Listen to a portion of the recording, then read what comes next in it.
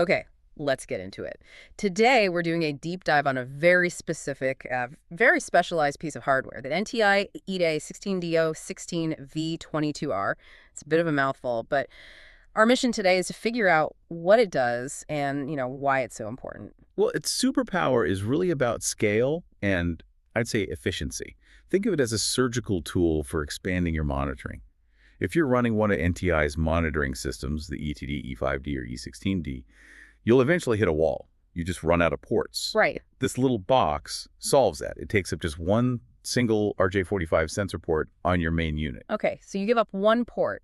What's the trade-off? What do you get back in return? You get a massive return. You're adding 32 connections. That's 16 digital inputs for monitoring and 16 digital outputs for control. Wow. Yeah, you're essentially turning one slot into a whole monitoring hub. Let's break that down. The 16 inputs, I'm guessing these are for your standard dry contacts, things like door alarms, water sensors. Exactly. The usual suspects. Yeah. They all connect with simple screw terminals. Yeah. But you're right. There's a really interesting detail in there. The tachometer. The tachometer. One of those terminal pairs is dedicated specifically for that. And that's a big deal because it's not just about on or off anymore. Not at all. This moves you from simple fault detection into predictive maintenance. You're not just waiting for a fan to fail. You're monitoring its actual speed. You're monitoring its rotational speed up to 255 hertz. So you can see it starting to fail long before it actually stops working. And these inputs have to be tough. What about their resilience in, a harsh server room environment? They're built for it. They're what's called potential free, which is critical. Meaning they're isolated electrically. Precisely. They're isolated from the main power supply, which, boosts safety and stops stray voltage from frying your whole system. They're also surge protected up to plus 36 VDC. Okay, let's flip to the other side then, the control side. The 16 normally open relay outputs, these are for doing something. Right, for switching external devices. And they can handle a decent load. We're talking about 1 amp at 30 volts DC, for instance. Yeah. And I imagine safety is paramount there. Absolutely. The killer feature here is the 1 kV galvanic isolation. So again, no physical electrical path between the controller and whatever it's switching? None at all. That and the fact that the outputs are all individually fused makes the whole control loop incredibly secure. The connectivity is also pretty impressive. You can run standard CT5 cable up to, 500 feet? 500 feet, yeah. And that's already a good distance, but that's just the start.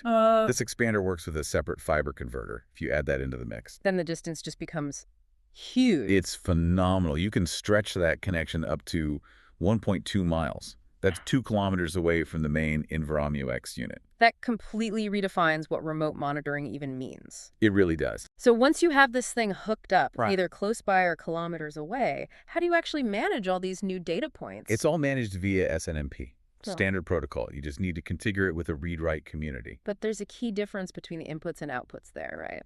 A very critical one. The 16 digital inputs are read-only. They're fixed values.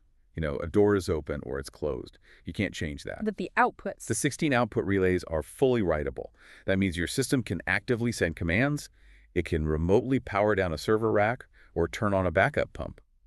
So when you put it all together, this level of specialized expansion, what does it mean for reliability? The numbers really speak for themselves. The MTBF, the mean time between failures, is listed at 650,166 hours. Which is, what, in years? It's over 74 years of continuous operation.